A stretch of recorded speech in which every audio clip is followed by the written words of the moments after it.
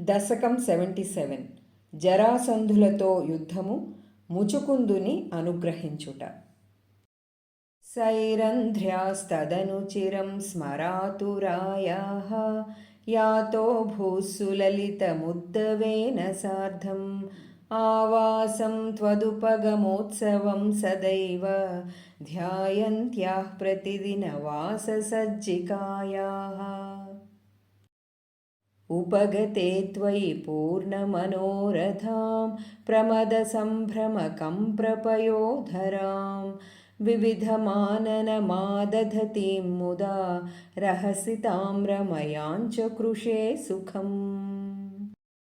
पृष्टावरं पुनरसाववृणोद्वराकी भूयस्त्वया सुरतमेव निशान्तरेषु सायुज्यमस्त्विति वदेद्बुधयेव कामं सामीप्यमस्त्वनिशमित्यपि नाब्रवीत् किम्.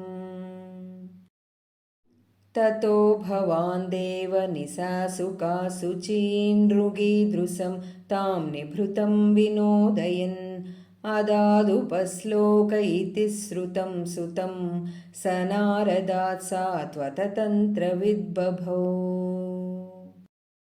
अक्रूरमन्दिरमितोऽधबलोद्धवाभ्याम् अभ्यर्चितो बहुनुतो मुदितेन तेन एनं विसृज्य विपिनागतपाण्डवेय वृत्तं विवेदित तथा धृतराष्ट्रचेष्टाम्. विघाता जामातुः परमसुहृदो भोजनृपतेः जरासन्धेरुन्धत्यनवधिरुषान्देधमधुरां रथाद्यैर्द्योर्लब्धैः कतिपयबलस्त्वं बलयुतः त्रयोविंशत्यक्षौहिणी तदुपनीतं समहृदाः. बद्धं बलादध बलेन बलोत्तरं त्वं भूयो बलोद्यमरसेन मुमोचिथैनं निःशेषदिग्जयसमाहृतविश्वसैन्यात् कोऽन्यस्ततो हि बलपौरुषवांस्तदानीम्.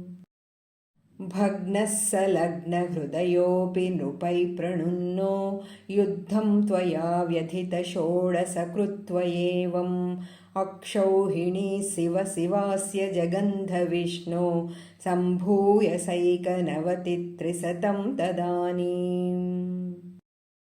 अष्टादशेस्य समरे समुपेयुषि त्वं दृष्ट्वा पुरोध यवनं यवनत्रिकोट्या त्वष्ट्राविधाप्य पुरमासु पयोधिमध्ये तत्राधयोगबलतः स्वजनाननैषीः.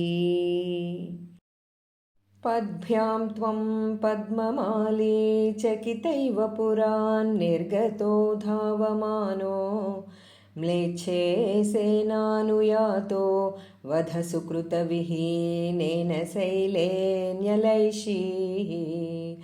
सुप्तेनाङ्घ्राह्यतेन द्रुतमधमुचुकुन्देन भस्मीकृतेऽस्मिन् भूपायास्मै गृहान्तः सुललितवपुषा तस्तिषे भक्तिभाजे.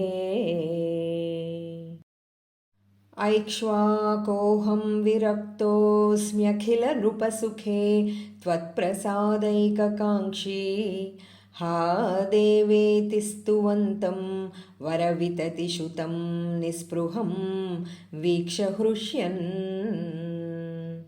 मुक्तेस्तुल्यां च भक्तिं धुतसकलमलां मोक्षमप्यासु दत्त्वा कार्यं हिंसाविशुद्ध्यै तप इति च तदा प्रार्थलोकप्रतीत्यै. तदनु मधुरां गत्वा हत्वा च मूं यवनाहृतां मगधपतिना मार्गे सैन्यैः पुरेव निवारितः. चरमविजयं दर्पायास्मै प्रदाय पलायितो जलधिनगरीं यातो वातालयेश्वर पाहि माम्.